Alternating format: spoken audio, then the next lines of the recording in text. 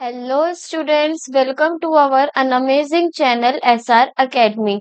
तो आज हम करने जा रहे हैं क्लास 10th के साइंस का चैप्टर नंबर 10, जिसका नाम है the human I and the colourful world. ये हमारे इस चैप्टर का लेक्चर नंबर 1 पार्ट 1 होगा, जिसमें हम इस चैप्टर के इंट्रोडक्शन के बारे में पढ़ेंगे, ह्यूमन आई के पार्ट्स के बारे में पढ़ेंगे, ह्यूमन आई के फंक्शंस के बारे में पढ़ेंगे और साथ ही साथ ह्यूमन आई में होने वाली सभी तरीके की डिफेक्ट्स के बारे में डिस्कस करेंगे, उन डिफेक्ट को किस तरीके से सही किया जा सकता है। तो आज का जो हमारा ओवरऑल लेक्चर होने वाला है वो ह्यूमन आई टॉपिक से रिलेटेड होगा और ये हमारे चैप्टर का हाफ पार्ट होगा। जो हमारा अनदर पार्ट है द कलरफुल वर्ल्ड, जिसमें हम प्रिज्म के बारे में बात करेंगे, रेनबो फॉर्मेशन के बारे में बात करेंगे, वो हमारे इस चैप्टर का लेक्चर नंबर 2 होगा।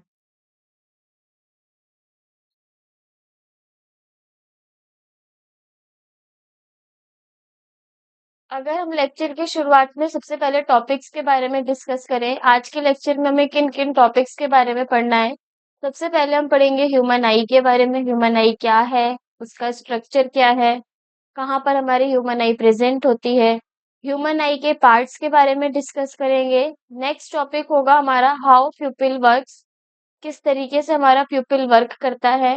पावर ऑफ अकोमोडेशन क्या होती है, पावर ऑफ अकोमोडेशन से क्या समझते हैं, and defects of vision and their correction, क्या क्या हमारे डिफेक्ट्स हो सकते हैं आई को वजह से और उसको हम किस तरीके से करेक्ट कर सकते हैं, इनके बारे में डिस्कस करेंगे। तो आज का जो हमारा लेक्चर है वो कौन से टॉपिक पे बेस्ड है, पूरा ह्यूमन आई के ऊपर बेस्ड है। तो अब हम सबसे पहले अपने ह्यूमन आई के इंट्रोडक्शन के बारे में डिस्कस करेंगे, देन ह्यूमन आई के पार्ट्स के बारे में और उसके बाद उनके फंक्शंस के बारे में।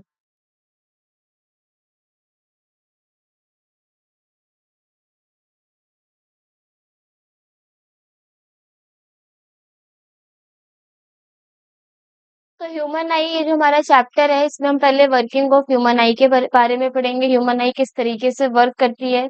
परसिस्टेंस ऑफ विजन क्या होता है, हमारे जो आंखों के थ्रू हम चीजों को देख पा रहे हैं वो कितने टाइम में, कितने सेकंड्स के अंदर हमारी रेटिना पर उसकी इमेज बनती है। पावर ऑफ अकोमोडेशन क्या होती है किसी भी ह्यूमन आई की, और डिफेक्ट्स ऑफ विजन क्या होते हैं, इसके बारे में डिस्कस करेंगे। तो सबसे पहले बात आती है हमारी ह्यूमन आई की।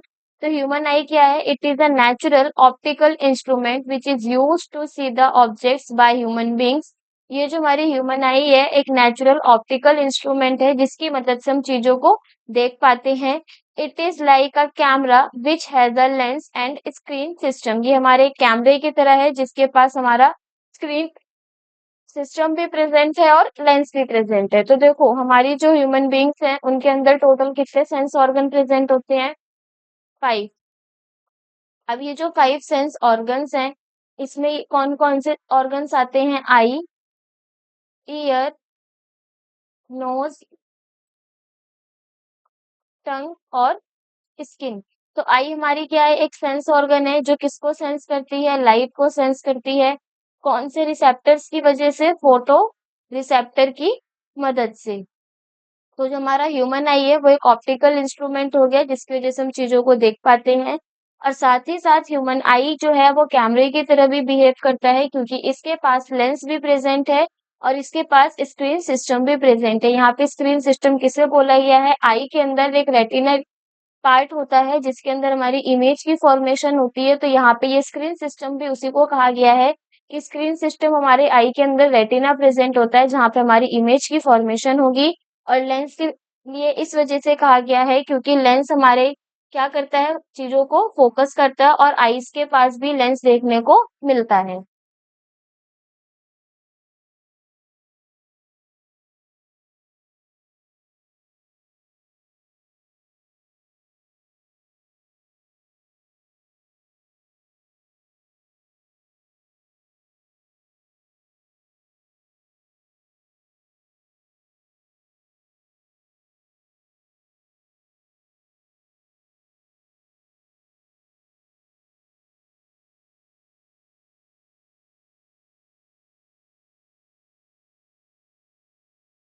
अब देखो यहाँ पे हमारे पास क्या दे रखा है, ह्यूमन आई का स्ट्रक्चर दे रखा है जिसमें क्या क्या प्रेजेंट है। एक है हमारा इसमें रेटिना रीजन, रेटिना प्रेजेंट है। सबसे पहले देखो हम बाहर से आउटर से इनर की तरफ चलेंगे ह्यूमन आई में। तो जो ह्यूमन आई में सबसे बाहर की ये जो कवरिंग दे रखी है, इसे हम क्या बोलते हैं? कंजक्टिवा।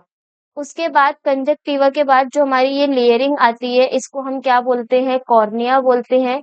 कॉर्निया के बाद हमारा यहाँ पे ये ब्लू कलर का जो कलर है, जो हमारी सबकी आईज डिफरेंट डिफरेंट कलर की होती है, किसी की ब्लैक, किसी की ब्राउन, किसी की ब्लू शेड, तो उसे हम बोलते हैं इरिस। इरिस के बाद ये जो हमारा ब्लैक वाला रीजन है, इसे हम बोलेंगे प्यूपिल। देन अंदर हमारे पास इसके अंदर क्या प्रेजेंट है? लेंस प्रेजेंट है। ये जो लेंस है वो हमारी कौन सी मसल्स के थ्रू अटैच होता है?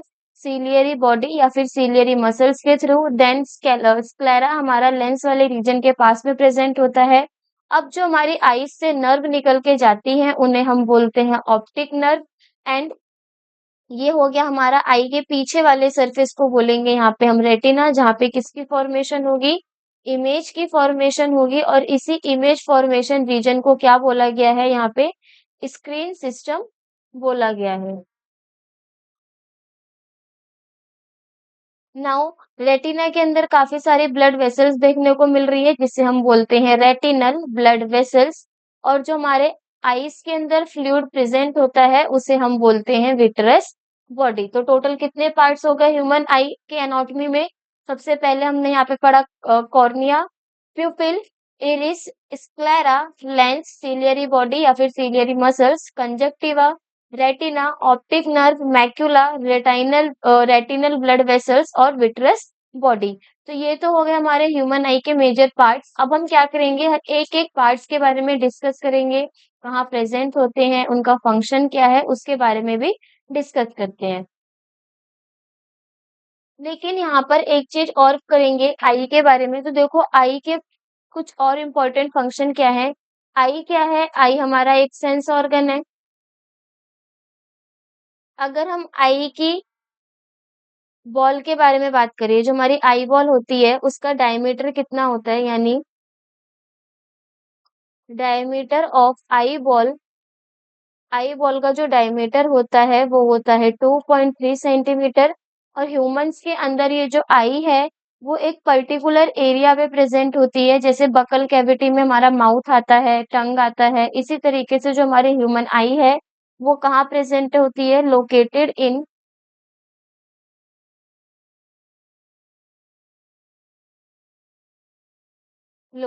इन eye sockets in school.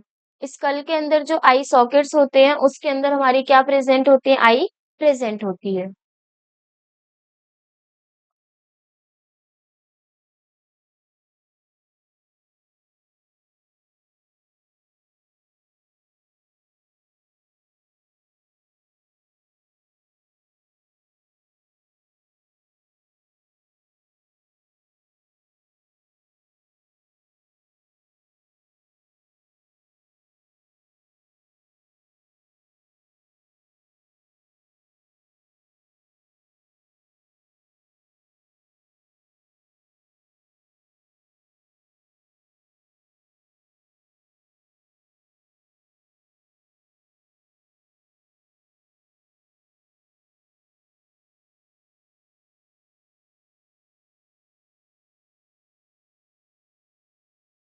Now अब हमारे पास वेरियस पार्ट्स हैं किसके? आई के। तो सबसे पहले किसके बारे में बोला गया है? रेटिना के बारे में। तो रेटिना क्या है? Retina, it is a light sensitive screen inside the eye on which image is formed. It contains rods and cones. देखो तो देखो यहाँ पे हमारे पास क्या है? ये आई का डायग्राम दे रखा है, जिसमें ये जो पीछे वाला हमें सरफेस गिवन है, इसे हम बोलते हैं रेटिनल रीजन। ये क्या होती है? ये लाइट सेंसिटिव स्क्रीन होती है आई के अंदर, जहां पे हमारी इमेज की फॉर्मेशन होगी। एक चीज और याद रखना, रेटिना पे जो भी हमारी इमेज बनती है वो इन्वर्टेड यानी उल्टी बनती है, लेकिन जो ब्रेन से सिग्नल आता है, उसकी वजह से हमें वो इमेजेस कैसे दिखाई देती है? सीधी दिखाई देती है। तो रेटिना क्या हो गई? एक सेंसिटिव स्क्रीन हो गई, जो आई के अंदर प्रेजेंट है, जिसकी वजह से हमारी इमेज की फॉर्मेशन होगी। इसके अंदर टू टाइप्स के सेल्स प्रेजेंट होते हैं, एक है हमारा रॉड सेल और एक है हमारा इसमें कोन सेल। अब ये रॉड सेल और कोन सेल क्या है? तो देखो, रॉड सेल हमारा अलग तरीके से बॉडी आई के अंदर फंक्शन करेगा, और जो हमारा कोन सेल है, उसका एक अलग काम है आई के अंदर। अब अगर हम यहाँ पे रॉड सेल के बारे में बात करें तो जो हमारा रॉड सेल्स होती हैं वो सेंसिटिव होती हैं लाइट के लिए, यानी जो हमारी कौन सी सेल है, रॉड सेल्स हैं, ये बहुत ज्यादा सेंसिटिव होती हैं लाइट के लिए, very sensitive to light and operate इन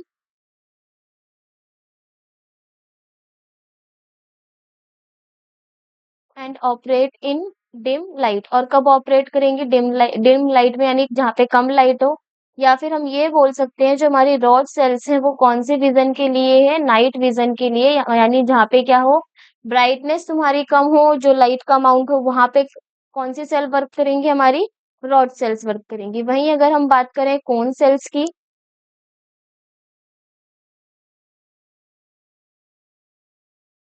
तो जो हमारी कोन सेल्स हैं ये जो होती है वो लेस लाइट सेंसिटिव होती हैं। कोन के कंपैरिजन, रॉड के कंपैरिजन में ये लेस लाइट सेंसिटिव होती हैं एंड ऑपरेट इन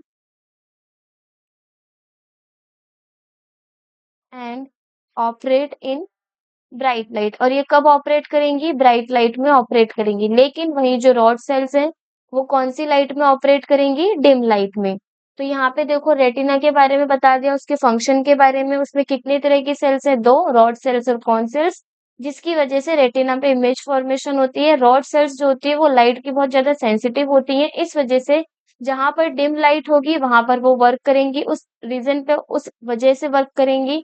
और वहीं अगर बात की जाए कोन सेल्स की, कोन सेल्स हमारी लेस सेंसिटिव होती हैं as comparison to rod cells, और वो हमारी ब्राइट लाइट को ऑपरेट करेंगी।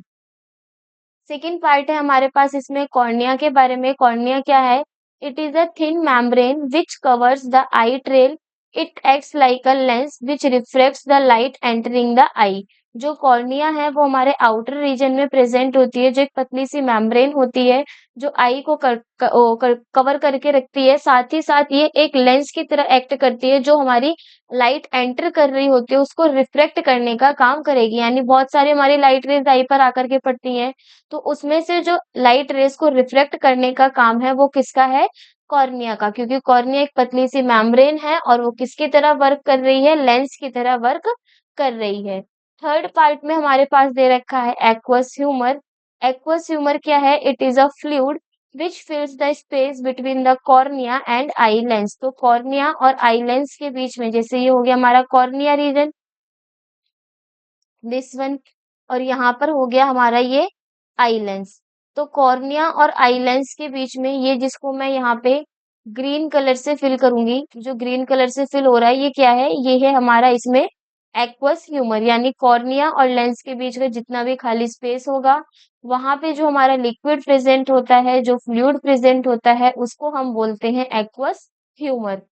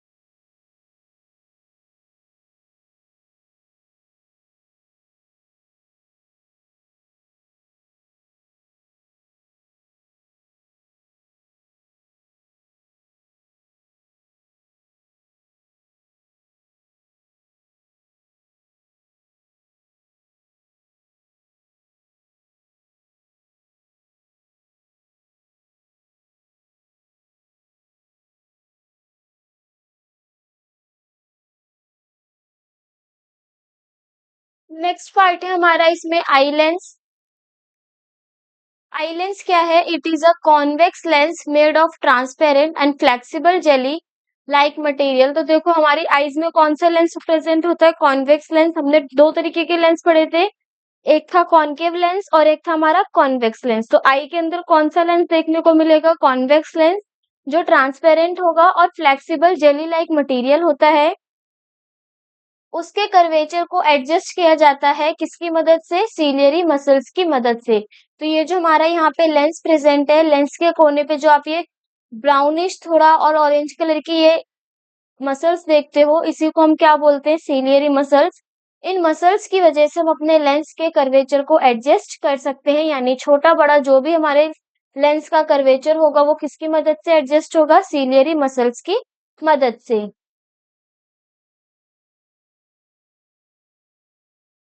नेक्स्ट है हमारे पास प्यूपिल। प्यूपिल क्या है? It is a hole in the middle of iris through which light enters the eye. Iris क्या, प्यूपिल क्या है? जो हमारे इरिस के अंदर, जैसे ये मान लो ये हमारा ब्लैक कलर का क्या है? इरिस है। इस इरिस के अंदर ये जो व्हाइट कलर का होल प्रेजेंट है, इस व्हाइट कलर के होल को ही क्या बोलते हैं हम? प्यूपिल बोलते हैं। तो ये जो हमारा व्हाइट कलर का होल है वो प्यूपिल हो गया, और ये जो ब्लैक कलर का है ये क्या हो गया? इरिस। तो इरिस के वो जो प्यूपिल है वो क्या है? It is the middle of the light. देखो, it is a hole in the middle of iris. ये जो है ये मिडल ऑफ इरिस के बीच में होल प्रेजेंट होता है, उसको हम बोलते हैं प्यूपिल, जिससे लाइट एंटर करती है आई के अंदर। It appears black because light falling on it goes into the I and does not come back.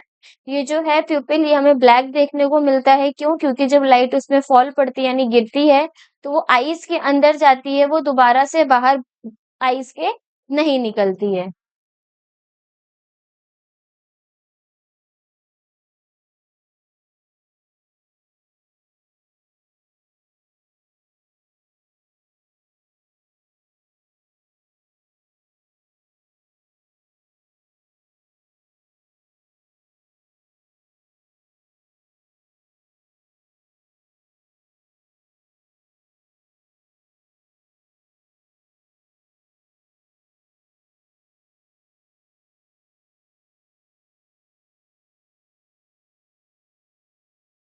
Next हमारे पास इसमें पार्ट है सीलियरी मसल्स। तो अभी देखा सीलियरी मसल्स का मेन काम कि वो लेंस के कर्वेचर को एडजस्ट करता है, यानी these are the type of muscles which are attach to eye lens. ये हमारी एक मसल्स होती है जो आई लेंस से अटैच होती है, जो can modify the shape of eye lens which leads to the variation in focal length. ये बोला गया है कि जो हमारी सीलियरी मसल्स हैं वो लेंस के साथ अटैच होती है, जिसकी मदद से हम आई के जो लेंस है उसकी शेप को मॉडिफाई कर सकते हैं, उसकी फोकल लेंथ को चेंज कर सकते हैं, यानी बढ़ा और घटा सकते हैं। क्यों? क्योंकि सीलियरी मसल्स की मदद से हम अपने लेंस के कर्वेचर को चेंज कर पाते हैं। नेक्स्ट हमारे पास पार्ट है आई का इरिस। क्या बोला गया इरिस में? It controls the amount of light entering the I by changing the size of the प्यूपिल। Iris क्या है? इरिस हमारी आईज के अंदर आ रही लाइट के अमाउंट को कंट्रोल करती है। कैसे? जैसे ही वो अपने साइज को चेंज करती है प्यूपिल के साथ, तो उसकी मदद से हमारी आईज के अंदर जितनी भी लाइट आएगी उसके अमाउंट को कंट्रोल किया जा सकता है। फॉर एग्जाम्पल, अगर लाइट बहुत ज्यादा तेज है, लाइट का अमाउंट ज्यादा तेज है, तो उस कंडीशन में पीपल का साइज कम हो जाता है। जो हमारा इरिस है उसका भी साइज कम होगा, लेकिन जब हमारी लाइट का अमाउंट बहुत कम होता है तो हमें चीजें को देखने के लिए बहुत फोकस करना होता है, उस दौरान जो हमारा इरिस का साइज है वो इंक्रीज हो जाता है। नेक्स्ट है हमारे पास इसमें optical nerve. These are the nerves which take the image to the brain in the form of electrical signals. तो देखो यहाँ पे हमारे पास ऑप्टिक नर्व प्रेजेंट है, तो जो भी हमारी रेटिना के पास इमेज बनेगी उसका जो सिग्नल है ब्रेन तक ले जाने का काम किसका है? ऑप्टिक नर्व का। और ये जो हमारे सिग्नल्स जाते हैं वो किस फॉर्म में जाएंगे? इलेक्ट्रिकल सिग्नल्स की फॉर्म में जाएंगे।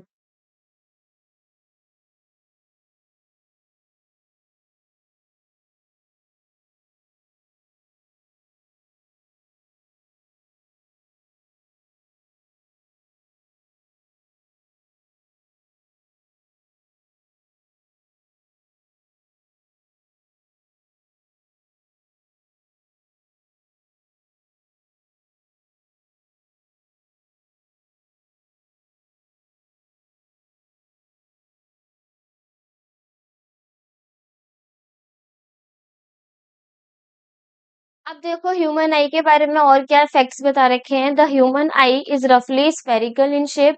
जो हमारी ह्यूमन आई है उसका शेप कैसा है, वो स्फेरिकल शेप की होती है। उसके डायमीटर के बारे में बताया गया है कि जो हमारा ह्यूमन की आई का डायमीटर है वो कितना होता है, 2.3 सेंटीमीटर होता है। And it consist of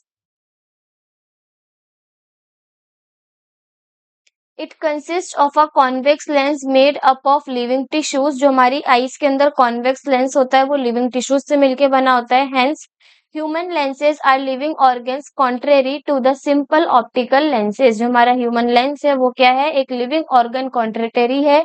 and हमारे पास अब जो भी जितने भी हमने यहाँ पे पार्ट्स पढ़े, अब उन पूरे पार्ट्स को एक टेबुलर फॉर्म में हमने कर रखा है ताकि अच्छे से और याद हो जाए। सारे पार्ट्स आई के एक साइड लिख रखे हैं और जितने भी हमारे पार्ट्स हैं आई के उनके पर्टिकुलर फंक्शन को हमने अलग से मेंशन कर रखा है। तो क्या बोला गया है, the following table lists the main parts of the human I and their respective function. अब हम ह्यूमन आई के पार्ट्स को और उनके फंक्शन को as a tabular form, table list के फॉर्म में याद करेंगे ताकि चीजों को कंपेयर करके सारी एक साथ रिटर्न में आ जाएंगे तो वो हमारे इजी रहेगा याद करने को, इधर उधर सर्च करने के बजाय।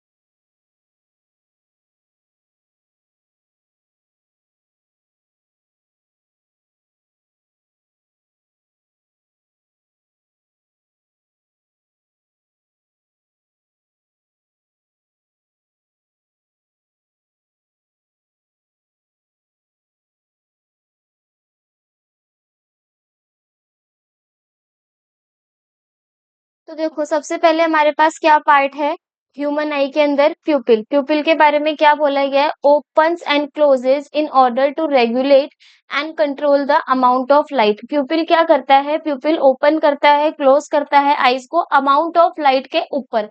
अगर लाइट का अमाउंट बहुत ज्यादा आता है तो जो हमारी प्यूपिल है वो क्या हो जाएगी, क्लोज हो जाएगी यानी बंद हो जाएगी, या अपने आप को वो क्लोज करने की कोशिश करेगी। लेकिन अगर अमाउंट हमारे लाइट का बहुत ज्यादा कम है तो चीजों को देखने के लिए प्यूपिल अपने साइज को इंक्रीज करेगी यानी ज्यादा से ज्यादा ओपन होगी। नेक्स्ट है हमारे पास इरिस। इरिस क्या करता है, control light level similar to the aperture of a camera. Camera के अपर्चर की तरह जो हमारा इरिस है वो भी लाइट को क्या करेगा, कंट्रोल करेगा। नेक्स्ट है हमारे पास स्क्लेरा। स्क्लेरा क्या करता है, protects the outer coat. Outer coat जो होगी आई की उसको प्रोटेक्ट करने का काम किसका है, स्क्लेरा का। देखो यहाँ पे हर एक को करेंगे, जैसे प्यूपिल के बारे में दे रखा है। सबसे पहले प्यूपिल में क्या बोला गया है कि ये ओपन और क्लोज होती है अमाउंट ऑफ लाइट के कंट्रोल के ऊपर। तो यहाँ पे ये जो हमारे पास प्यूपिल का ब्लैक कलर का दिखा रखा है वो क्या है, प्यूपिल। तो जैसे ही अगर प्यूपिल के अंदर अमाउंट ऑफ लाइट ज्यादा, या मान लो बाहर अमाउंट ऑफ लाइट ज्यादा है, तो उस दौरान हमारा प्यूपिल क्या हो जाएगा, क्लोज हो जाएगा। और बाहर अगर अमाउंट ऑफ लाइट कम है तो उस कंडीशन में हमारा प्यूपिल ओपन होगा, ज्यादा से ज्यादा चीजों को फोकस करेगा ताकि उसे देखने में इजली रहे। सेकंड हमारे पास दे रखा है इसमें इरिस के बारे में। इरिस क्या करता है, ये हमारे कैमरे के अपर्चर की तरह बिहेव करेगा, कंट्रोलर की तरह। यानी ये जो हमारा ब्लू कलर का रीजन है ये है हमारा इरिस जो अमाउंट ऑफ लाइट को कंट्रोल करने का काम करता है। नेक्स्ट हमारे पास है स्क्लेरा। स्क्लेरा क्या करती है, आउटर कोट है, कवर्स द आउटर कोट। ये जो हमारे पास स्ट्रक्चर दे रखा है इसमें ये जो रीजन है ये है स्क्लेरा। ये क्या करेगा, ये प्रोटेक्शन का काम करेगा आई के अंदर।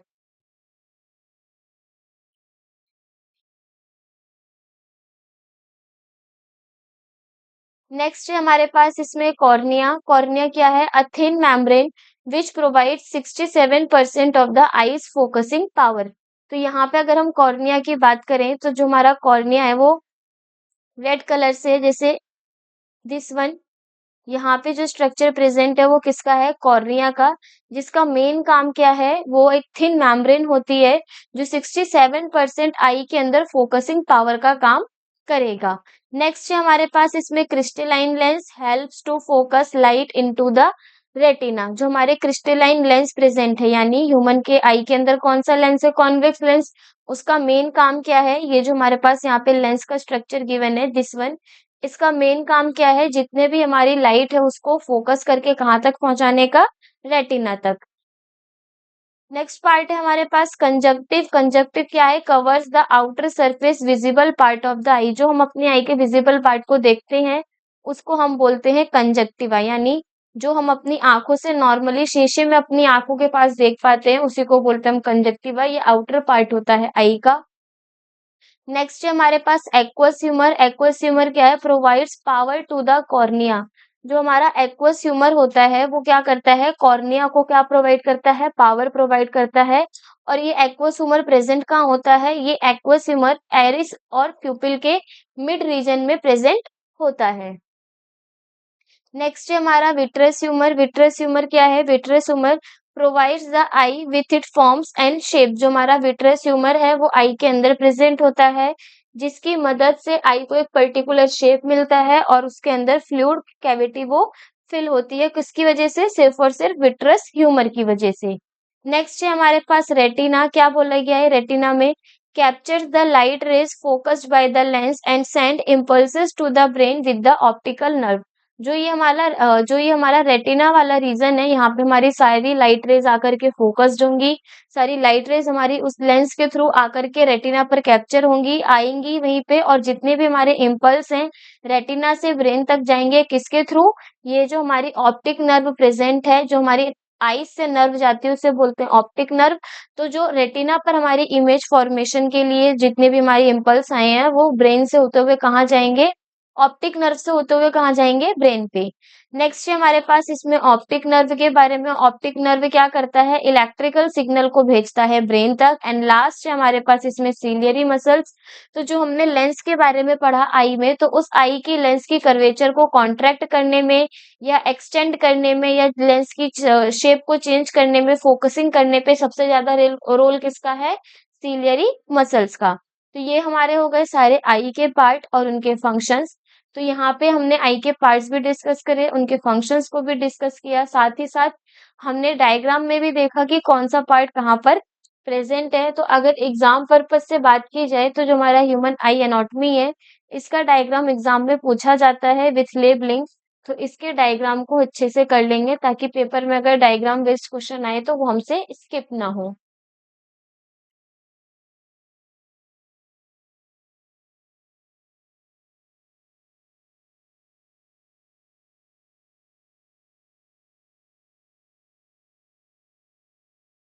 नेक्स्ट टॉपिक है हमारा हाउ प्यूपिल वर्क्स। प्यूपिल किस तरीके से वर्क करती है। तो देखो यहाँ पे हमारे पास डायग्राम गिवन है, जिसमें क्या दिखा रखा है, ये जो ब्लैक वाला रीजन है उसे हम बोलते हैं प्यूपिल, और जो हमारे पास ये कलरफुल दिख रहा है ब्लू कलर का उसे हम बोलते हैं इरिस। अब प्यूपिल वर्क कैसे करती है, फॉर एग्जाम्पल हमारे पास क्या बोला गया है, you would have observe that when you come out of the cinema hall after watching the movie in the bright sunlight your eyes get closed। क्या बोला गया है, यहाँ पे एग्जाम्पल दिया गया है कि ऑब्जर्व करो, तुम सिनेमा हॉल से मूवी देखने के बाहर बाहर ब्राइट सनलाइट में आते हो तो उस दौरान क्या होता है, तुम्हारी आई क्लोज होने लगती है, यानी आंखें बंद होने लगती हैं। तो होगा क्या, and when you entered the hall from the bright light you won't be able to see and after some time you would be able to see. क्या बोला गया है, ये यहाँ पे ये बोला गया है कि फॉर एग्जाम्पल मानो तुम लोग सिनेमा हॉल से मूवी देखने के बाद बाहर निकलते हो जब ब्राइट सनलाइट में, तो तुम्हारी आईज क्या होने लगती है, क्लोज होने लगती है। वही जब हम एंटर करते हैं ब्राइट लाइट से हॉल पे, मतलब बहुत ज्यादा रोशनी थी सनलाइट से, कहाँ पे एंटर किए, हॉल पे एंटर किए, हमें चीजें देखने में विजिबल नहीं होती, लेकिन कुछ टाइम के बाद हम वहां पे चीजें देख पाते हैं। इसका नॉर्मल एग्जांपल है जब हम धूप में रहते हैं ज्यादा और धूप से आते हैं अपने रूम में या कहीं पे भी, तो हमें चीजें देखने में प्रॉब्लम होती है, वही चीज यहाँ बोली गई है। तो यहाँ क्या बोला गया है, here the pupil of an eye provides a variable aperture whose size is controlled by iris। तो ये किसकी वजह से हो रहा है, ये हमारे आईज के अंदर जो प्यूपिल वाला पार्ट है उसके अपर्चर में चेंजेस होने की वजह से होता है, जो कौन कंट्रोल करता है, इरिस कंट्रोल करता है। जैसे हमारे पास यहाँ पे देखो डायग्राम में क्या दिया गया है, यहाँ हम डायग्राम में देखेंगे हमारा इरिस और प्यूपिल प्यूपिल प्रेजेंट है। तो क्या बोला गया है, the iris relaxes in bright light. जो हमारा इरिस है वो रिलैक्स होता है ब्राइट लाइट में। And the iris contracts in dim light. जो हमारा इरिस है वो कॉन्ट्रैक्ट करता है डिम लाइट में। तो यहाँ पे ये रिलैक्स और ब्राइट लाइट का मतलब ये बोला गया है, देखो जो हमारा इरिस वाला रीजन है, जब ब्राइट लाइट होगी यानी रोशनी बहुत ज्यादा होगी, वो अपने आप को क्या करेगा, रिलैक्स करेगा, जिससे प्यूपिल की साइज छोटा हो जाएगा। लेकिन जब तुम्हारी डिम लाइट होगी यानी लाइट बहुत कम अमाउंट में होगी, तो उस दौरान इरिस अपने आप को कॉन्ट्रैक्ट करेगा। जितना ज्यादा वो कॉन्ट्रैक्ट करेगा, प्यूपिल का साइज बढ़ेगा और ज्यादा से ज्यादा हमारी लाइट की जो अमाउंट है वो कहाँ एंटर करेगा, प्यूपिल से होते हुए रेटिना पर जाएगा।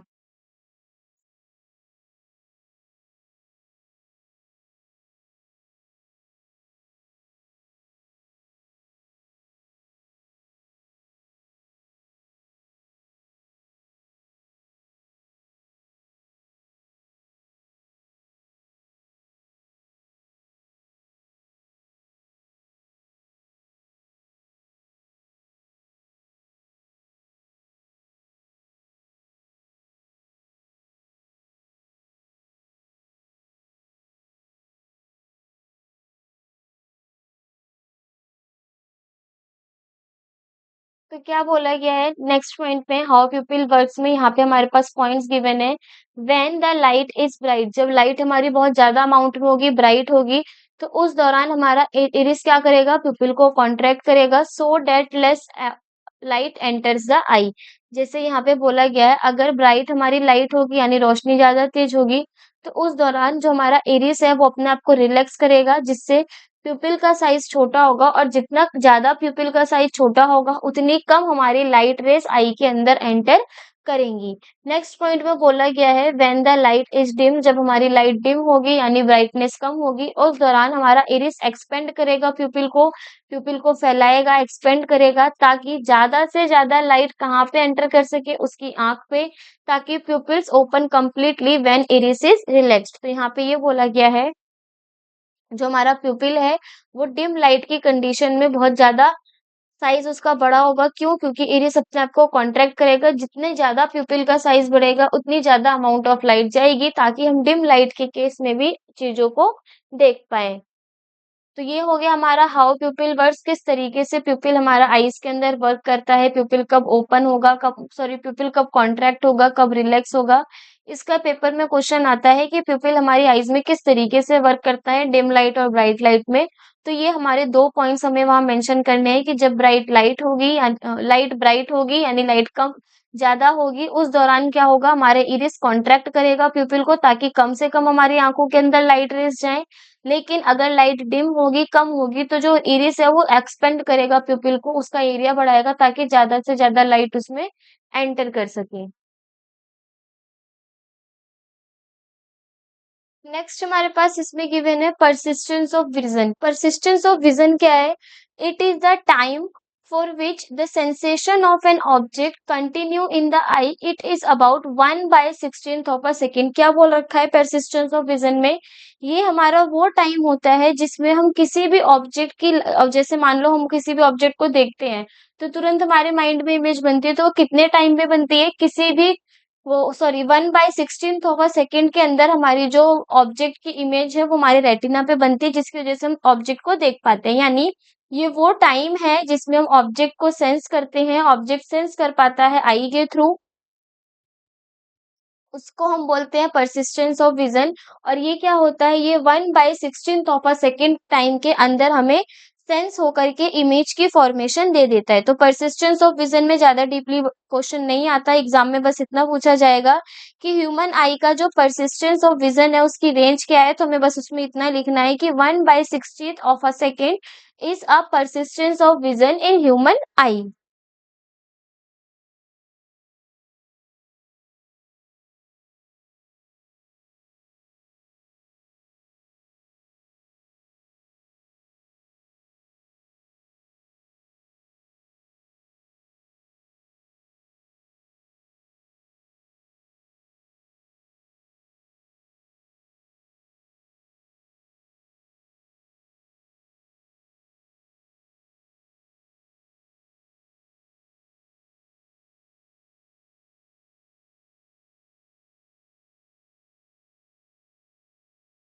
नेक्स्ट दे रखा है हमारे पास इसमें पावर ऑफ अकोमोडेशन।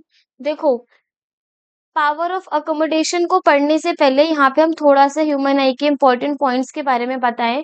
तो जो हमारा ह्यूमन आई होता है, ह्यूमन आई के अंदर हमें फार पॉइंट देखने को मिलेगा, नियर पॉइंट देखने को मिलेगा। तो फार पॉइंट और नियर पॉइंट क्या होता है? अगर मैं फार पॉइंट के बारे में बात करूं, तो जो ह्यूमन आई का फार पॉइंट होता है वो होता है मैक्सिमम डिस्टेंस जहां तक कोई भी ऑब्जेक्ट को वो क्लियरली देख सके। 1 मिनट, इसको हम अलग से लिखेंगे।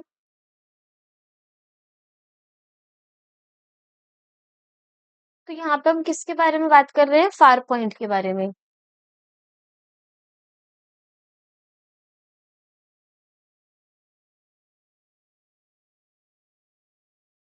तो फार पॉइंट क्या होता है? फार पॉइंट होता है हमारा द मैक्सिमम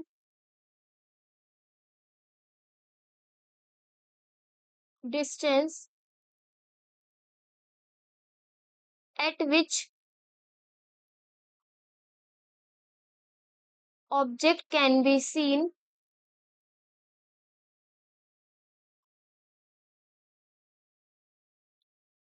प्रॉपरली और clearly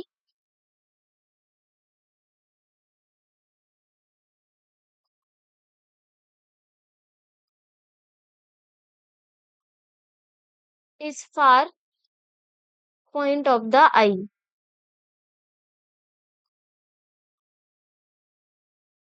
for a normal adult, for a normal adult eye, its value is infinity। ठीक है, तो देखो क्या बोला गया है। ये बोला गया है फार पॉइंट में, फार पॉइंट हमारा वो मैक्सिमम डिस्टेंस होता है जिसमें हम चीजों को क्लियरली देख पाते हैं अपनी आंख से। फॉर एग्जाम्पल,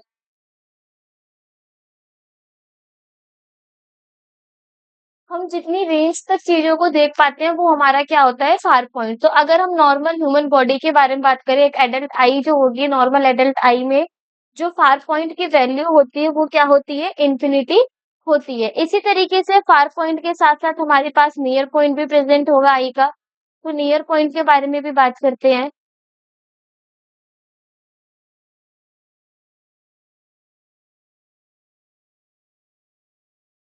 नियर पॉइंट या फिर इसको हम बोलते हैं least vision.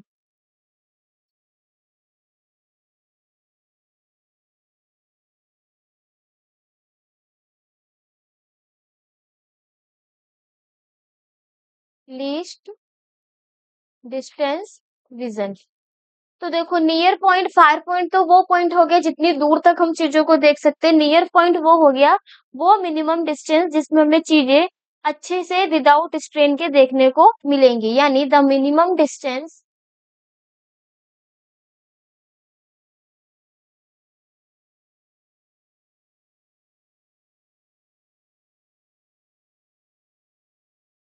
Eight which objects can be scene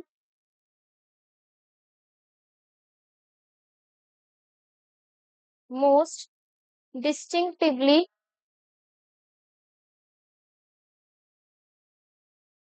without strain. अब अगर हम यहाँ पे नॉर्मल आई के बारे में बात करें, फॉर अ नॉर्मल एडल्ट आई,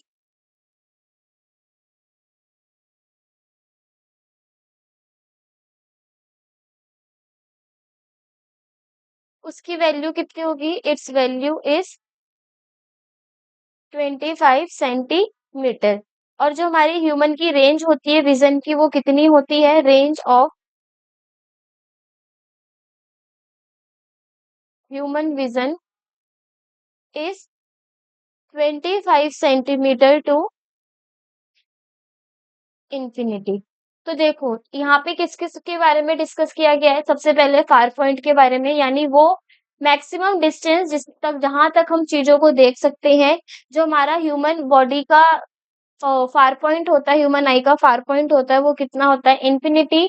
और वहीं अगर हम नियर पॉइंट की या लीस्ट डिस्टेंस विजन की बात करें, तो वो हमारा मिनिमम डिस्टेंस होता है, हम जिसमें चीज़ों को ऑब्जेक्ट को आसानी से देख सकें। तो एक नॉर्मल एडल्ट आई की जो नियर पॉइंट होती है, वो होता है हमारा 25 सेंटीमीटर, यानी अगर हम ह्यूमन आई के विज़न की रेंज के बारे में बात करें, तो वो रेंज होती है 25 सेंटीमीटर टू इंफिनिटी। तो ये वाला जो हमारा नेक्स्ट सबसे लास्ट पॉइंट है, रेंज ऑफ ह्यूमन विज़न, ये एमसीक्यू के लिए इम्पोर्टेंट है कि नॉर्मल ह्यूमन आई कहाँ से कहाँ तक देख सकती है, तो 25 सेंटीमीटर से लेकर के ह्यूमन आई इंफिनिटी तक का चीजें देख सकती है।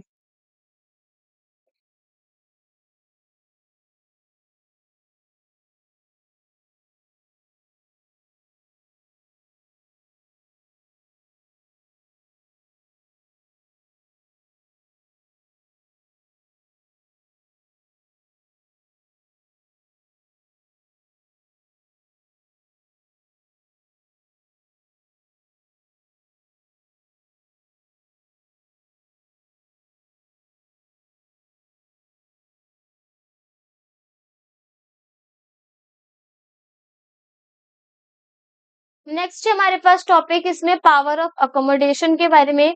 तो ये पावर ऑफ अकोमोडेशन होता क्या है? The ability of the eye lens to adjust its focal length accordingly as the distance is called power of accommodation. तो पावर ऑफ अकोमोडेशन का मतलब होता है एडजस्टमेंट, हमारी आई लेंस की एबिलिटी जो फोकल लेंथ को एडजस्ट करती है डिस्टेंस के अकॉर्डिंग।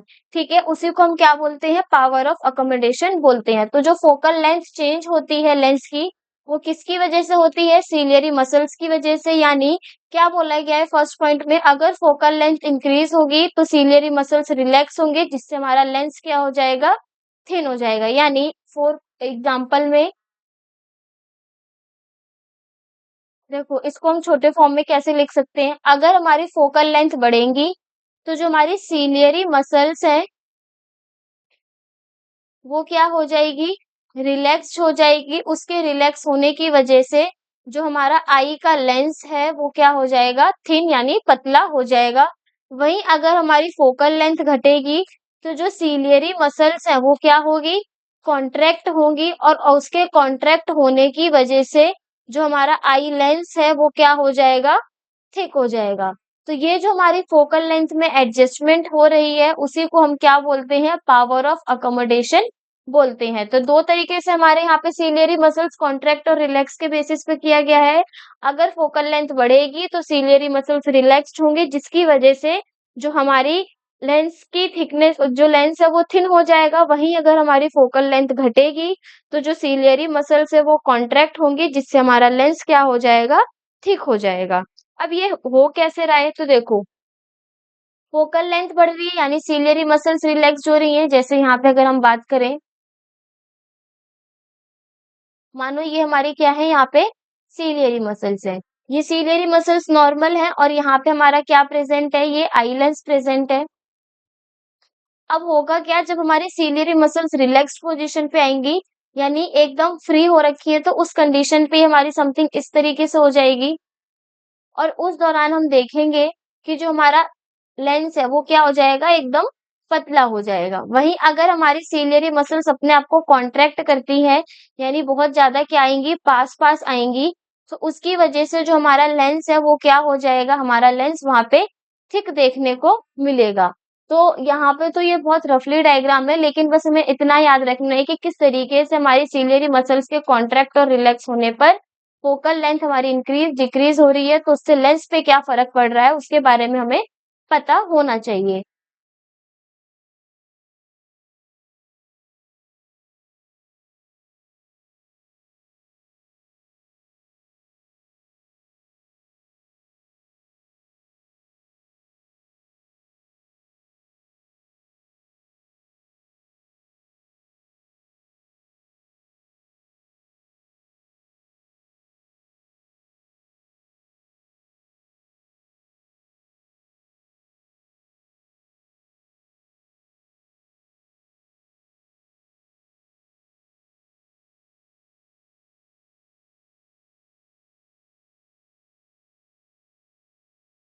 नेक्स्ट है हमारे पास, इसमें देखो नियर पॉइंट के बारे में बताया गया, the minimum distance at which objects can be scene most distinctively without strain. वो मिनिमम डिस्टेंस जिसमें हम चीज़ों को आसानी से देख सकते हैं, उसको हम बोलते हैं नियर पॉइंट या फिर least distance of distinct vision. Normal adult eye का नियर पॉइंट हम ऑलरेडी डिस्कस कर चुके हैं, जो कितना होता है 25 सेंटीमीटर, और ह्यूमन विज़न कितनी रेंज का होता है 25 सेंटीमीटर से इंफिनिटी तक। अब हमारे पास यहाँ पे कलर ब्लाइंडनेस के बारे में बताया गया। कलर ब्लाइंडनेस क्या होता है? A person having defective cone cells is not able to distinguish between the different colours. हमने पढ़ा था कि हमारी आईज के अंदर दो टू टाइप्स के सेल्स प्रेजेंट होते हैं, कोन सेल्स और रेड सेल्स। जब किसी भी पर्सन के अंदर कोन सेल्स हमारे डिफेक्टिव होते हैं, यानी वो वर्क नहीं करते, जिसकी वजह से वो अलग अलग कलर्स के बीच में डिस्टिंग्विश यानी डिफरेंस नहीं पता कर पाते, और इसी डिफेक्ट को हम क्या बोलते हैं? कलर ब्लाइंडनेस बोलते हैं। नॉर्मल नाम से पता चल रहा है कलर यानी रंग, ब्लाइंडनेस मतलब दिखाई न देना, अंधापन। तो उसके कंडीशन में, कलर ब्लाइंडनेस के कंडीशन में जो भी पर्सन होगा, उसे कलर्स के बीच में डिफरेंस देखने को नहीं समझ पाएगा कि कौन सा कलर रेड है, कौन सा कलर ब्लैक है, कौन सा कलर ग्रे है। क्यों? क्योंकि जो आईज के अंदर कोन सेल्स प्रेजेंट होती है, वो क्या हो जाती है? डिफेक्टिव हो जाती है, उसमें डिफेक्ट देखने को मिलता है, जिसकी वजह से वो कलर्स के बीच में डिस्टिंग्विश नहीं कर पाते हैं, और इसी डिफेक्ट को हम क्या बोलते हैं? कलर ब्लाइंडनेस बोलते हैं।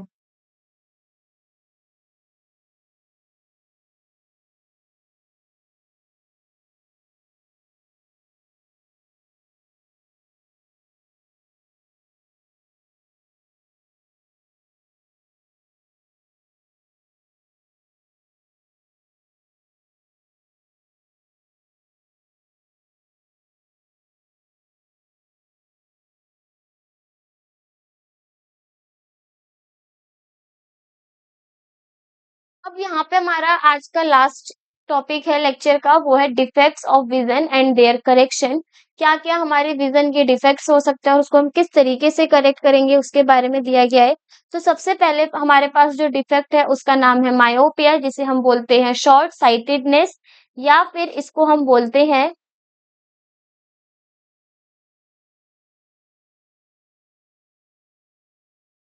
Near sightedness. तो देखो इसका नाम क्या है, नियर साइटेडनेस, मतलब ऐसी आई के अंदर डिजीज जिसमें उसे पास का दिखेगा, यानी पास की चीजें तो उसे दिखाई देंगी, लेकिन उसे दूर की चीजें देखने में क्या होगी? प्रॉब्लम होगी। तो नियर साइटेडनेस का मतलब क्या है? It is a kind of defect in the human eye due to which a person can see near objects clearly but he can not see the distance object clearly.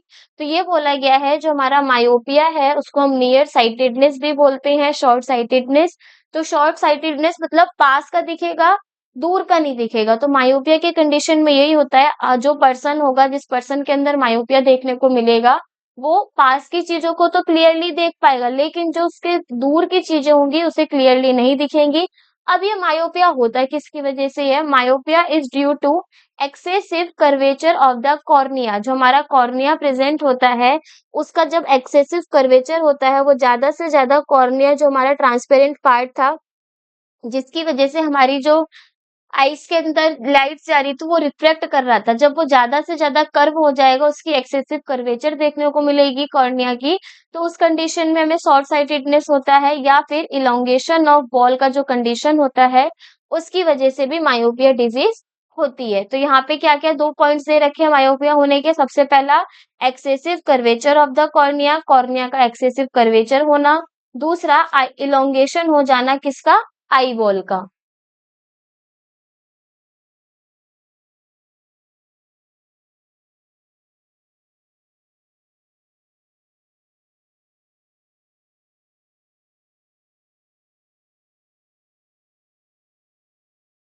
अब आई के अंदर देखो होगा क्या, क्या बोला गया है? In a myopic eye, image of a distant object is formed in the front of a retina and not on the retina. देखो हमें पता है जब भी हमारी लाइट जो है आई में एंटर करेगी तो इमेज की फॉर्मेशन कहाँ होती है?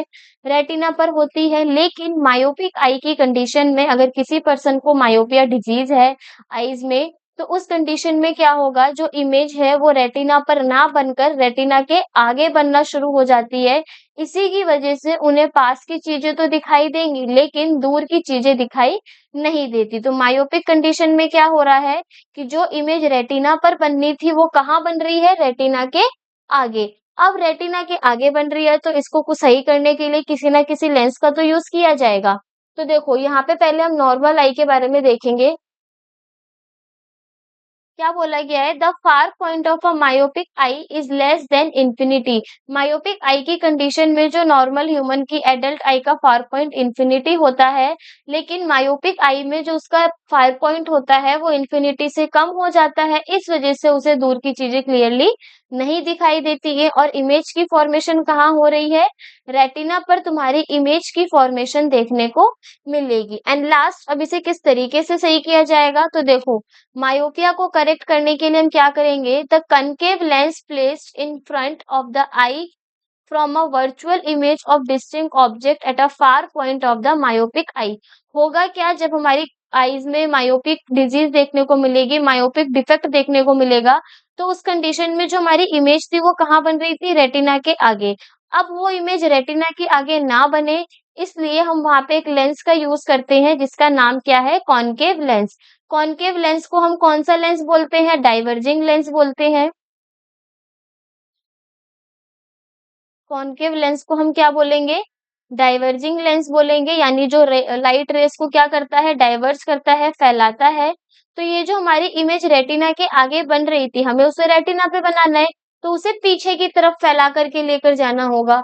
तो जो मायोपिक आई होती है उसके करेक्शन के लिए हम इसी वजह से कनकेव लेंस का यूज करते हैं, क्योंकि वो डाइवर्जिंग लेंस होता है जो लाइट रेस को डाइवर्स करा के और दूर तक पहुंचाएगा। यानी जो हमारी रेटिना के आगे इमेज बन रही थी, अब जैसे ही लाइट रेस कनकेव लेंस पर पड़ेंगी, कनकेव लेंस पे पड़ेंगी, तो वो डाइवर्ज होंगी और जो हमारी इमेज है वो कहाँ बननी शुरू हो जाएगी, रेटिना पर बननी शुरू हो जाएगी। यानी कनकेव लेंस क्या करेगा, जितनी भी हमारी लाइट एंटर करती है आई पे, उसको डाइवर्ज करेगा, उसको फैलाएगा और जो रेटिना के आगे इमेज बन रही थी उसको पीछे की तरफ एक्सटेंड करेगा, ताकि इमेज की फॉर्मेशन फिर कहाँ पर हो, रेटिना पर ही हो।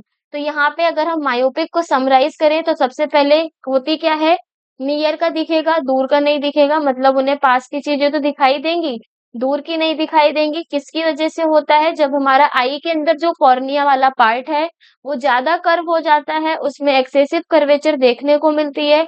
उस कंडीशन में दूसरा इलोंगेशन ऑफ बॉल, जब हमारी आई बॉल का इलोंगेशन हो जाता है और उसकी वजह से भी मायोपिक डिफेक्ट पर्सन के अंदर देखने को मिलता है। अब मायोपिक के कंडीशन में होता क्या है, अगर किसी पर्सन को मायोपिक डिफेक्ट ऑफ विजन है तो उस दौरान जो हमारी इमेज रेटिना पर बननी थी वो रेटिना के आगे बनने लगती है।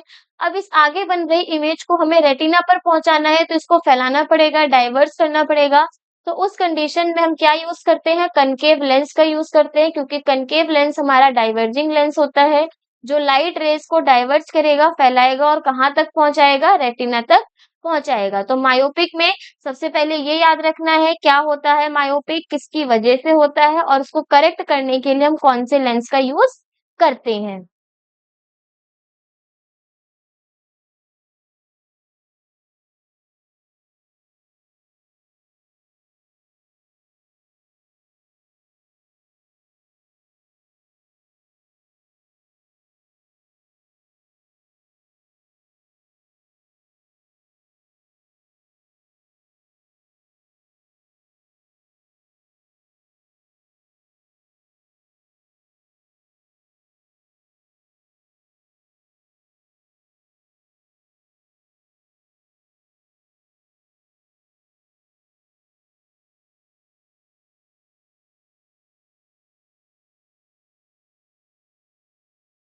नेक्स्ट है हमारे पास इसमें हाइपरमेट्रोपिया।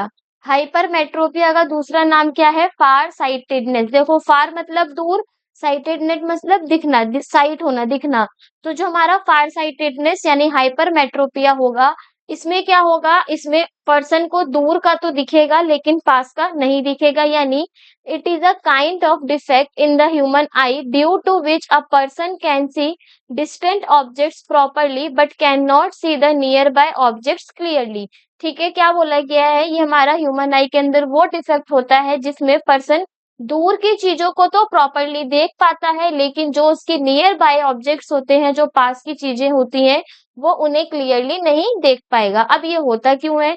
इसके भी दो रीजन है। पहला क्या है, decrease in the power of eye lens, जो हमारी आई लेंस है उसकी पावर डिक्रीज होने लगेगी, कम होने लगेगी। And that is increase in focal length of eye lens, I lens की जो फोकल लेंथ होगी वो बढ़ती है, उसी की वजह से हमारी जो पावर होगी लेंस की वो क्या होगी, डिक्रीज। क्योंकि देखो, हम लोगों ने पढ़ा था जब लाइट वाला चैप्टर, उसमें क्या था कि जो पावर है वो इनवर्सली प्रोपोर्शनल है किसके, फोकल लेंथ के। अगर फोकल लेंथ बढ़ रही है तो आई की जो पावर है वो क्या होने लगेगी, घटने लगेगी। तो यहाँ पे भी वही बोला गया है, decrease in the power of eye lens की जो पावर है उसमें डिक्रीज देखने को मिलता है। क्यों? क्योंकि जो आई की फोकल लेंथ है वो इंक्रीज हो जाती है। एंड सेकंड पॉइंट है हमारा इसमें, शॉर्टनिंग ऑफ आई बॉल। तो देखो, मायोपिया के कंडीशन में जो आई बॉल है उसकी इलोंगेशन देखने को मिल रही है, लेकिन जो हमारा हाइपरमेट्रोपिया है उस कंडीशन में आई बॉल की क्या होगी, शॉर्टनिंग होगी। और यहाँ पे क्या बोला गया है, a hypermetropic eye has its least distance of distinct vision greater than 25 centimetre. तो देखो, मेट्रो जब हम वो पढ़ रहे थे, मायोपिया पढ़ रहे थे, तो उस कंडीशन में हमारा जो विजन है, क्या बोला गया था यहाँ पे देखो, मायोपिया के कंडीशन में जो उसका फार पॉइंट है वो इंफिनिटी से कम हो जा रहा था। इसी तरीके से हाइपरमेट्रोपिया में उसका नियर पॉइंट 25 सेंटीमीटर से बढ़ जाता है। इस वजह से उसे पास की चीजें देखनी बंद हो जाती है, उन्हें क्लियरली अपने पास की चीजें नहीं दिखाई देती, कहाँ की दिखाई देंगी, दूर की। तो ये तो हो गया हाइपरमेट्रोपिया के बारे में, क्यों होता है उसके बारे में। अब इसको सही किस तरीके से किया जाएगा, किस लेंस का हम यूज करेंगे, और इसमें आखिर एक्चुअली में इमेज बनती कहाँ है, क्योंकि मायोपिया में तो रेटिना के आगे बन रही थी। अब हाइपरमेट्रोपिया में क्या होगी, जो हमारी इमेज की फॉर्मेशन होगी लाइट रेस की मदद से, वो रेटिना के आगे ना बन के, रेटिना पर ना बन के कहाँ बनेगी, रेटिना के पीछे बनेगी। तो वो देखेंगे अब हम। तो देखो, यहाँ पे हमारे पास करेक्शन दिखा रखा है, पहले करेक्शन से पहले हम यहाँ पे देखेंगे,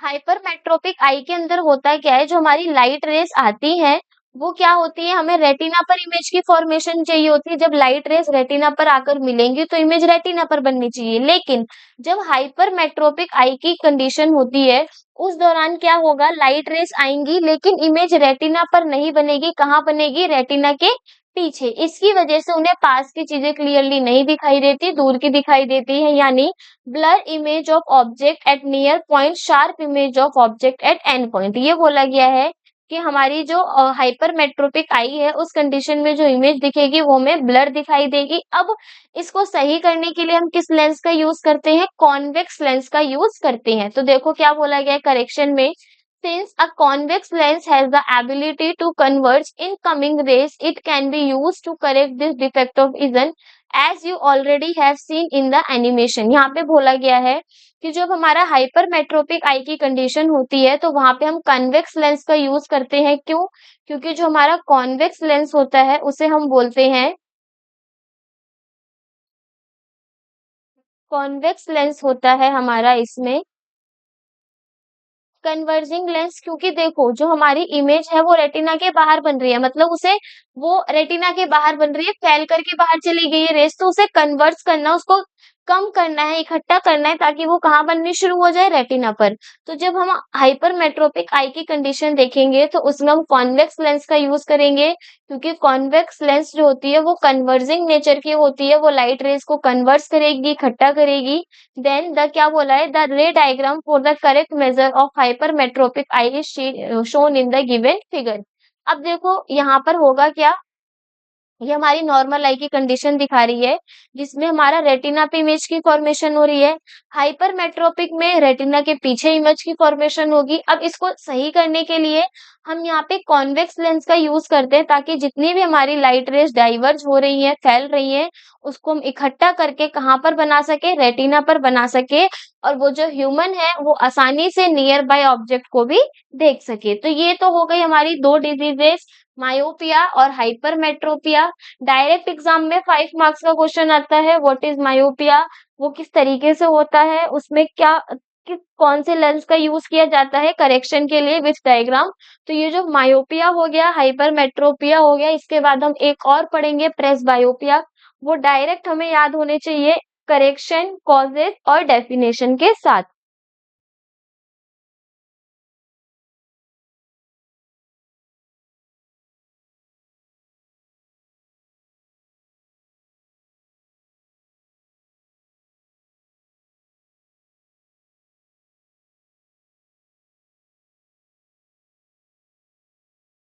तो नेक्स्ट हमारे पास इसमें कौन सा डिफेक्ट है, नेक्स्ट हमारे पास इसमें प्रेस बायोपिया, जिसे हम ओल्ड एज हाइपरमेट्रोपिया बोलते हैं। ये जो हमारे ओल्ड एजेड पर्सन होते हैं, उनके अंदर देखने को मिलता है।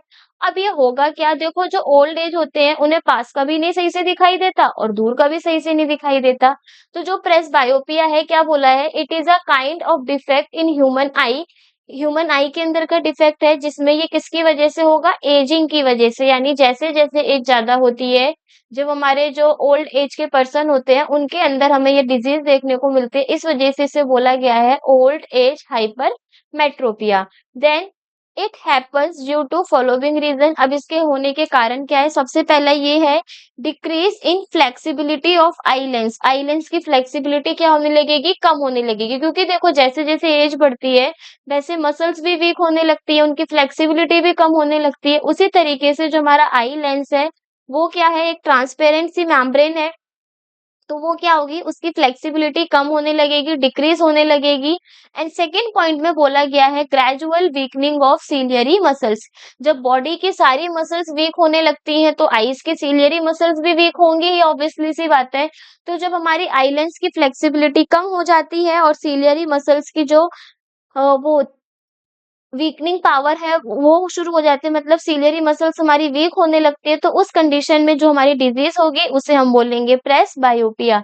ठीक है, अब देखो जो प्रेस बायोपिया के पर्सन होते हैं, वो हो सकता है उनको मायोपिया भी हो सकता है उन्हें हाइपरमेट्रोपिया भी हो। मतलब प्रेस बायोपिया में उनको पास का भी ना दिखे, दूर का भी ना दिखे, मतलब चीजें पास की भी ब्लर दिखाई देंगी, दूर की भी ब्लर दिखाई देंगी।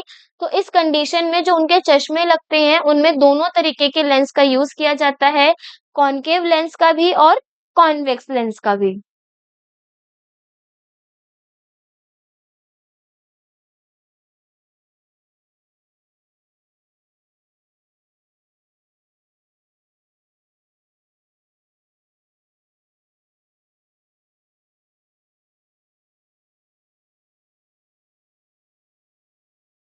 अब ये प्रेस बायोपिया जो है, प्रेस बायोपिया को ठीक करने के लिए हम यहाँ पे स्पेक्स का यूज करेंगे, चश्मे का यूज करेंगे। तो क्या बोला गया है करेक्शन में, by using a bifocal lens with appropriate power. यहाँ पे जो हम चश्मे का यूज करेंगे, वो कैसा लेंस होंगे, बायफोकल, यानी उसमें दो फोकस प्रेजेंट होंगे, दो टाइप के लेंस का यूज किया जाएगा, जिसकी मदद से हम मायोपिया और हाइपरमेट्रोपिया दोनों को देख सकेंगे। अब देखो यहाँ पे हमारे पास चश्मा दिया है, घर में जो दादा नानी होते हैं, उनके में भी हम देखेंगे कि यहाँ पे एक कट सा देखने को मिलता है। तो ये क्या दे रखा है इसमें, नियर, यानी नियर के चीजों को देखने के लिए। और हमें पता है, हमें नियर की चीजों को देखने के लिए कौन से लेंस का यूज करते हैं, कॉन्वेक्स, यानी नीचे होगा हमारा इसमें कॉन्वेक्स लेंस और ऊपर होगा हमारा इसमें कॉनकेव लेंस। तो कॉनकेव और कॉन्वेक्स दोनों लेंस है, दो तरीके की फोकस इसमें प्रेजेंट है। इस वजह से प्रेस बायोपिया के केस में हम बायफोकल लेंस का यूज करते हैं। नेक्स्ट में बोला गया है bifocal lens consist of both concave and convex lens. जो हमारा बाइफोकल लेंस है, उसमें कॉनकेव और कॉन्वेक्स दोनों प्रेजेंट होता है। जो ऊपर वाला पोजीशन होता है, उसमें कॉनकेव लेंस होता है, और जो लोअर पोर्शन होता है, उसमें हमारा कॉन्वेक्स लेंस होता है। क्योंकि कॉनकेव से हम दूर की चीजों को देख सकते हैं और कॉन्वेक्स से हम पास की चीजों को देख सकते हैं।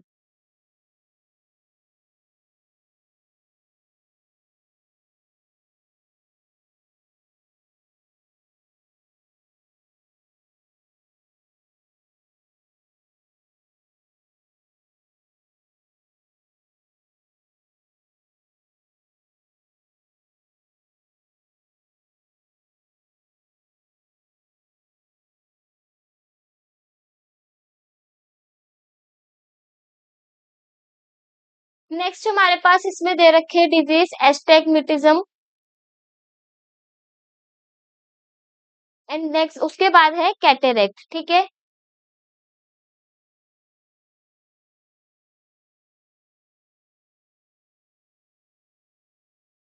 अब ये एस्टिग्मेटिज्म क्या है? एस्टिग्मेटिज्म हमारा डिफेक्ट है।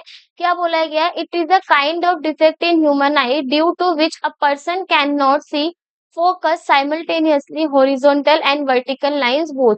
इसमें ये बोला गया है ये ह्यूमन आई का वो डिफेक्ट है जिसमें पर्सन साइमल्टेनियसली लगातार हॉरिजॉन्टल और वर्टिकल दोनों लाइन को देख नहीं पर पाता, उसकी फोकस नहीं कर पाता, उसमें ना वो हॉरिजॉन्टल लाइन को पहचान पाएगा ना वो वर्टिकल लाइन को पहचान पाएगा। तो इसके करेक्शन के लिए यहाँ पे एक डिफरेंट लेंस आता है जिसे हम बोलते हैं cylindrical lens.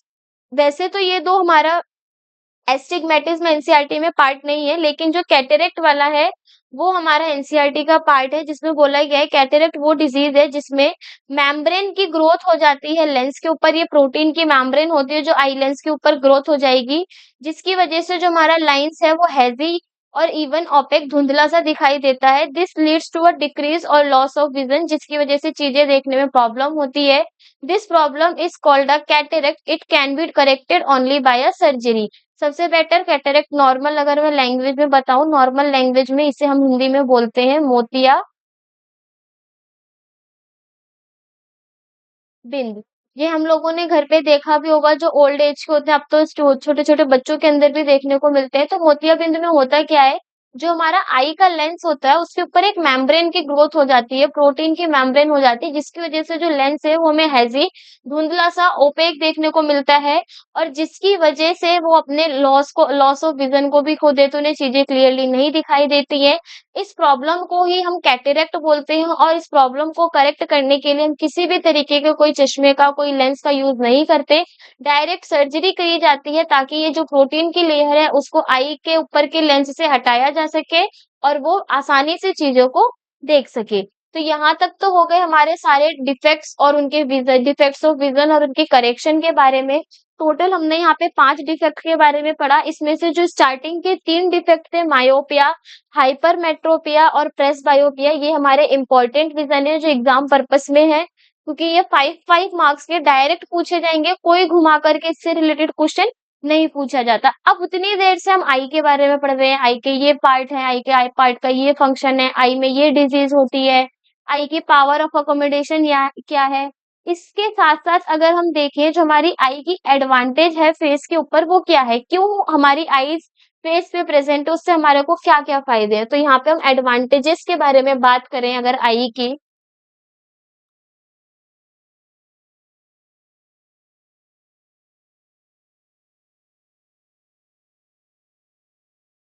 Advantages of the eyes in front of the face.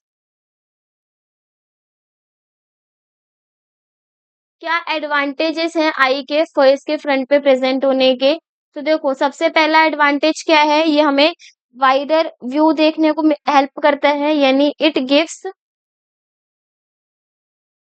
A wider field of view. Second है हमारे पास, ये हमारे चीजों को क्लियरली अच्छे से देखने में हेल्प करती है। It enhances the ability to detect faint objects. और last, it provides 3 dimensional view. इसकी मदद से हम चीजों का कौन सा व्यू देख पाते हैं? 3 डायमेंशनल व्यू देख पाते हैं।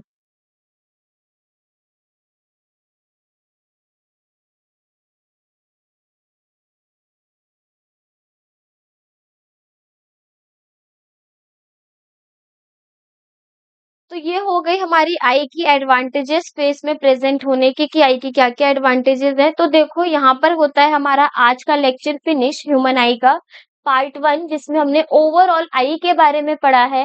तो अगर हम आज के लेक्चर को समराइज करें कि आज के लेक्चर में हमने किन किन टॉपिक्स के बारे में डिस्कस किया है, तो आज के जो हमारे लेक्चर के टॉपिक होंगे, सबसे पहले हमने ह्यूमन आई के बारे में पढ़ा, ह्यूमन आई क्या है। उसके पार्ट्स क्या हैं, कहाँ प्रेज़ेंट है, ह्यूमन आई के इंट्रोडक्शन के बारे में डिस्कस किया। देन उसके पार्ट्स और फंक्शन के बारे में डिस्कस किया। नेक्स्ट हमारे पास था ह्यूमन आई के बाद power of accommodation. Power of accommodation क्या होती है? अब उस पावर ऑफ अकोमोडेशन को पढ़ने के साथ-साथ हमने देखा कि एक नॉर्मल ह्यूमन आई का नियर पॉइंट क्या होता है? वो होगा हमारा 25 सेंटीमीटर और जो फार पॉइंट होता है नॉर्मल ह्यूमन आई का, वो होगा हमारा उसमें इन्फिनिटी। इसी के साथ-साथ हमने यहाँ पे 5 तरह के डिफेक्ट ऑफ विज़न के बारे में डिस्कस किया, जिसमें फर्स्ट था हमारा मायोपिया, जिसमें उन्हें पास की चीज़ें तो दिखती हैं लेकिन दूर की चीज़ें नहीं दिखती पर्सन को। सेकंड था हमारा हाइपरमेट्रोपिया, जिसमें उन्हें पास की चीज़ें नहीं दिखाई देंगी, दूर की दिखाई देंगी। थर्ड था हमारा प्रेसबायोपिया, जो ओल्ड एज पीपल्स में देखने को मिलता है, उनके अंदर मायोपिया और हाइपरमेट्रोपिया दोनों हो सकता है। फिर हमने पढ़ा कैटरेक्ट के बारे में और साथ में हमने पढ़ा एस्टिग्मेटिज्म के बारे में। तो ये थे हमारे आज के इम्पोर्टेंट टॉपिक्स में से स्टार्टिंग के ये जो 3 डिफेक्ट्स ऑफ विज़न है वो इम्पोर्टेंट है, इसके पार्ट्स इम्पोर्टेंट है। तो ये हो गया हमारा आज का लेक्चर फिनिश जिसमें हमारा ह्यूमन आई पूरा कंप्लीट होता है। अब हमारा जो नेक्स्ट लेक्चर होगा इसी का पार्ट 2 उसमें हम प्रिज़्म के बारे में पढ़ेंगे, रेनबो की फॉर्मेशन के बारे में समझेंगे, सनसेट और सनराइज़ के बारे में समझेंगे। क्यों हमारे स्टार्स जो हैं वो ट्विंकल करते हैं, प्लैनेट नहीं ट्विंकल करते हैं। तो जितने भी हमारे रिफ्रैक्शन रिलेटेड हैं, लाइट रिलेटेड हैं और जो हमारा एटमॉस्फेयर के अंदर कलरफुल वर्ल्ड है, उसके बारे में हम अपने नेक्स्ट लेक्चर में डिस्कस करेंगे। तो मिलते हैं अपने इसी चैप्टर के पार्ट 2 में, जिसमें हम अपने आगे के कंटेंट को पढ़ेंगे।